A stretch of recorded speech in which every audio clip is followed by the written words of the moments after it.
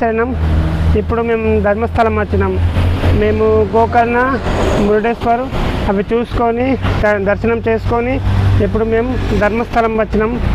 ఇది అడవిలో ఉన్నది. మొత్తం చెట్లు, మొత్తం తిరుమల అడే ఉన్నది. పెద్ద పెద్ద చెట్లు, పెద్ద పెద్ద గుట్టలు అడే ఉన్నది. ఇది ధర్మస్థలం అట. మరి ఇక్కడ ఏం దేవుడు ఉన్నదో చూద్దాం. ఇక్కడ మరి స్నానాలు అయితే చేస్తున్నారు. ఇక్కడ ఒక వాగులాగా అయితే కనిపిస్తున్నది. అక్కడికైతే వెళ్దాం పదండి. మళ్ళీ గుడికి వెళ్ళిన తర్వాత అక్కడ ఏం దేవుడు ఉన్నది చూసి చెప్తాను. ఇక్కడ పార్కింగ్ ఏరియా మొత్తం కాలు పెట్టిండ్రు. మంచిగా ఉన్నది, సూపర్ ఉన్నది. ఇక్కడ ఇప్పుడు స్నానాలు చేస్తున్నారు. అక్కడికి పోదాం పదండి. మంచిగా ఉన్నది. ఇక్కడ అందరూ సాములు స్నానాలు చేస్తున్నారు. ఒక వాగులాగా అయితే ఉన్నది. ఇది మొత్తం తిరుమల గుట్టలు, చెట్లే ఉన్నాయి. పెద్ద అడవి ఉన్నది. మొత్తం జంగలే ఉన్నాయి తిరుమల. ఇక్కడ స్నానాలు చేయడానికి అయితే మంచిగా ఉన్నాయి, సూపర్ అయితే ఉన్నది. ఇక్కడ లేడీస్ వస్తే వాళ్ళకు కూడా బట్టలు మార్చుకోవటానికి ఇటు సైడు బాత్రూమ్ లాగా అయితే ఉన్నాయి. అవి మొత్తం లైన్ కనిపిస్తున్నాయి కదా అటు సైడు, అవన్నీ అవే. హాయ్ ఫ్రెండ్స్, శేఖర్ అన్న, శ్రీకాంత్ అన్న యూట్యూబ్ ఛానల్కి స్వాగతం, సుస్వాగతం. ఈరోజు 4వ రోజు విజయవంతంగా శబరి యాత్ర చేస్తున్నాం ఫ్రెండ్స్. ఇప్పుడు కోలూరు మూకాంబిక దర్శనం చేద్దాం అనుకున్నాము, కానీ గూగుల్ మ్యాప్ మాకు డుమ్కి కొట్టేసింది. అది మ్యాప్లో వేరే చూపిస్తున్నది. కాబట్టి ఎవరైనా ఇప్పుడు మూకాంబిక దర్శనం చేసుకోవాలనుకున్న వాళ్ళు మ్యాప్ పెట్టాలనుకుంటే మాత్రం కోలూరు మూకాంబిక అని పెట్టండి, ఉత్తమ మూకాంబిక అని పెట్టకండి. గూగుల్ మ్యాప్లో తప్పు చూపిస్తున్నది. మనం దాటేసి వస్తాం, మళ్ళీ రిటర్న్ పోలేము. కాబట్టి అక్కడ నుంచే ఉడిపి దగ్గర నుంచే కోలూరు మూకాంబిక అని మ్యాప్ పెట్టుకోండి. అయితే మీరు కరెక్ట్ టెంపుల్కి వెళ్తారు. మూకాంబిక అని పెట్టుకుంటే మాత్రం తప్పుకు వెళ్తున్నారు ఫ్రెండ్స్. ఇది గూగుల్ మ్యాప్లో తప్పు చూపిస్తున్నారు చెప్తున్నారు అందరూ. బాగా వెహికల్స్ అట్లనే వెళ్ళిపోయినాయి. మేము కూడా అట్లనే వచ్చినాం బై మిస్టేక్. ఇప్పుడు మేము పశుపతినాథ్, ధర్మస్థల్ పశుపతినాథ్. ఇది నేపాల్ తర్వాత 2వ దేవస్థానం పశుపతినాథ్. నవనాథులలో ఒక్కోలైన గోరక్షనాథ్ వారి స్థాపన చేయబడినదేవు. కాబట్టి మంచి పుణ్యక్షేత్రము ఇది కూడా. కంపల్సరీ దర్శనం తీసుకోవాలా. చాలా సూపర్గా ఉంటుంది, బ్యూటిఫుల్. మళ్ళీ దీనికి ఒక ప్రత్యేకత ఉన్నది. నవనాథులు అంటే దత్తాత్రేయ యొక్క శిష్యులైనటువంటి నవనాథులల్లా గోరక్షనాథ్ అనే అతను స్థాపించిందే ఇది. ఇక్కడ కంపల్సరీ వాసన అంటే ఆయనకు వచనం ఇచ్చేది ఉన్నది. ఎవరైతే నా దగ్గర సంవత్సరంలో ఒక్కసారి అన్న దర్శన నిమిత్తం వస్తారో వాళ్ళ యొక్క పశు సంపద మీద ఎటువంటి హాని కలగది, వాళ్ళ కుటుంబ సభ్యుల మీద నేను రక్షణ చేస్తా అని చెప్పేసి మాట ఇచ్చింది. కాబట్టి ఇక్కడ కంపల్సరీ ధర్మస్థల్ పశుపతినాథ్. ఒకటి నేపాల్లో అయితే, భారతదేశంలో 2వది ఇక్కడే ధర్మస్థల్లో ఉన్నది.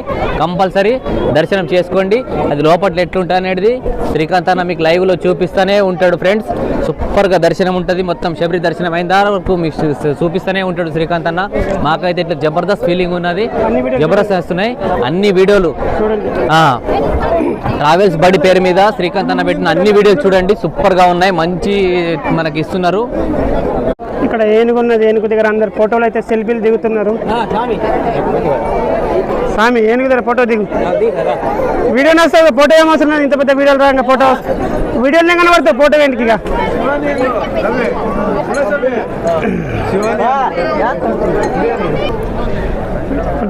దర్శనం ఇప్పుడు దేవుడి దగ్గరికి వెళ్తున్నాం మొక్కటానికి. అయితే దర్శనం 2 నెంబర్కి పోమంటున్నారు. దర్శనం 2 నెంబర్కి పోతున్నాం.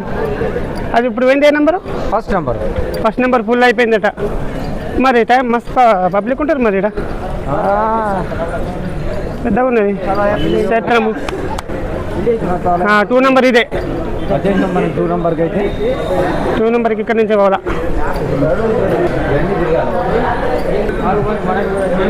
Complex, Q line complex.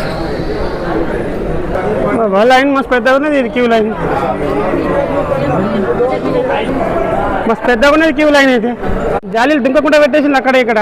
ఇలా వచ్చిందంటే ఇటు ఒకటి బందే. మొత్తం తిరుగుల జాలీలే ఉన్నాయి.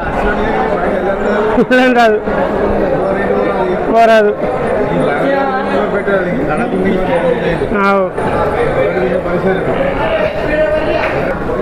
మస్తు పెద్దగా ఉన్నది క్యూ లైన్.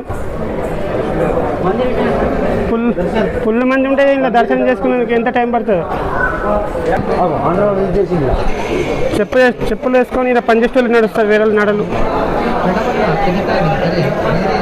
ఏం పెద్దగా ఉన్నది, మస్తు క్యూ లైన్.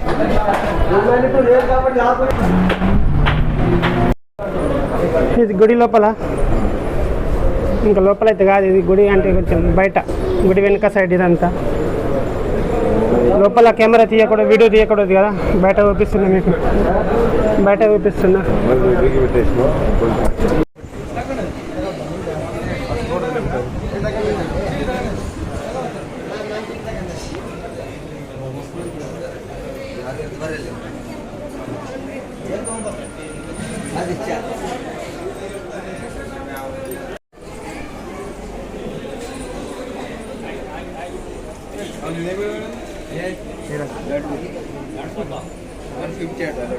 अब मौसम से मेरे 150 रुपये लड़का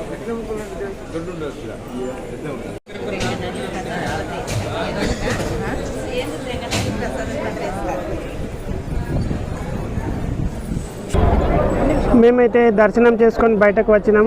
దర్శనం తొందరగా అయిపోయింది, పబ్లిక్ ఎక్క లేకుండా, చాలా అంటే చాలా తొందరగా అయితే అయిపోయింది. పబ్లిక్ ఫుల్ ఉంటే మినిమం 10 గంటలు అయితే పడుతుంది అనుకుంటా, అంత పెద్ద క్యూ లైన్ ఉన్నది. మాకైతే తొందరగా దర్శనం అయిపోయింది. ఇక్కడి నుంచి బయటకు వచ్చాం, వేరే సైడ్ నుంచి అక్కడి నుంచి వచ్చినాం లోపల, ఇక్కడి నుంచి బయటకైతే వచ్చినాము.